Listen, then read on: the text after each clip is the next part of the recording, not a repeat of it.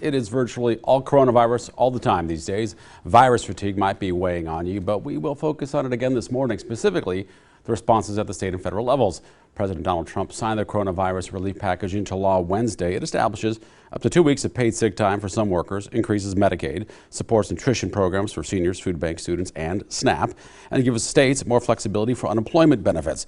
President Trump signed emergency funding legislation earlier worth more than $8 billion.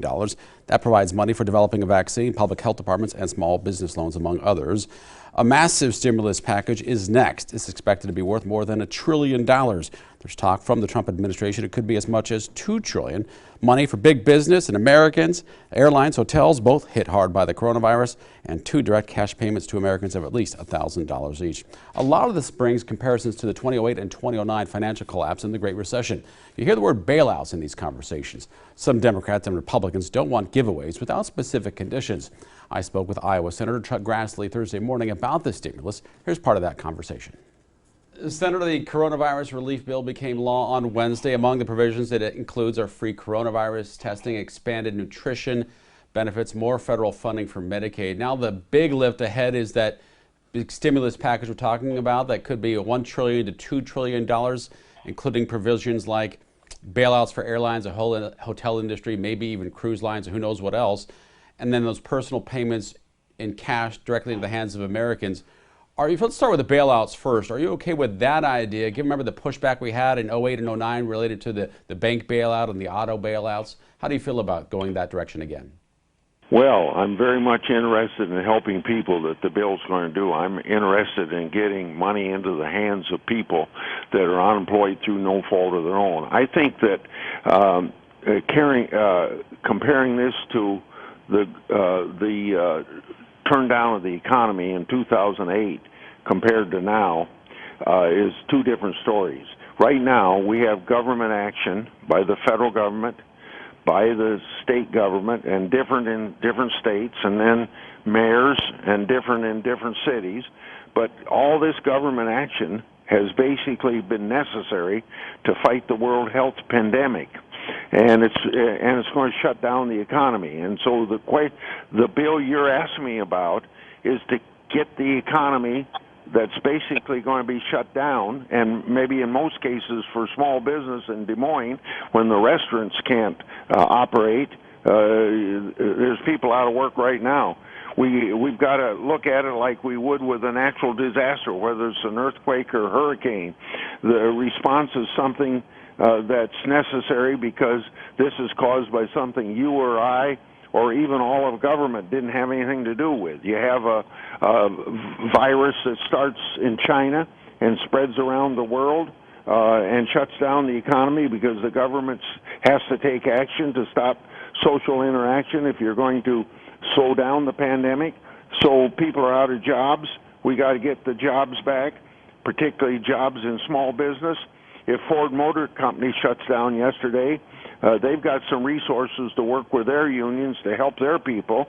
But if you're a restaurant worker and you lose your job because Governor Reynolds had to shut down the restaurants, and I thank Governor Reynolds for her quick action, but we got to get the economy moving. So the best way to do it is to get money to workers. So we're thinking in terms of maybe $1,000, maybe even $1,200 per person, maybe double that for a married person, add maybe $500 for child, etc. And the Secretary of Treasury says if we get this bill passed in the next 4 or 5 days with probably at least $1 trillion that is involved, he can maybe get these checks out early, one check out early in early in April, and then a second check early in May, and then we'll have to take a look. There may even be more that we have to do after that, but we're going to take it day by day, step by step. Senator, are you okay with the bailout aspect of it? Because it was controversial all those years ago, and I know the circumstances are different. No, you know what? I think when you use the word bailout, you think we're going to hand money to corporations. We're talking about three things. One, the Federal Reserve System is setting up a stabilization fund that people can borrow money from. We're going to have we're going to beef up small business administration so small business can borrow money, and then we're going to allow money for corporations to borrow as well. And so if the word bailout implies that we're giving money to corporations, then you're using the wrong word, because we're going to make money available for cash flow problems for corporations. And we aren't doing it for the corporations. We're doing it so the corporations don't put more people in the unemployment lines. Let me try one more question before we go. I know you're short on time. It was almost 2 years ago that the Trump administration disbanded the pandemic response team of the National Security Council. What do you think about that decision that was made at the time?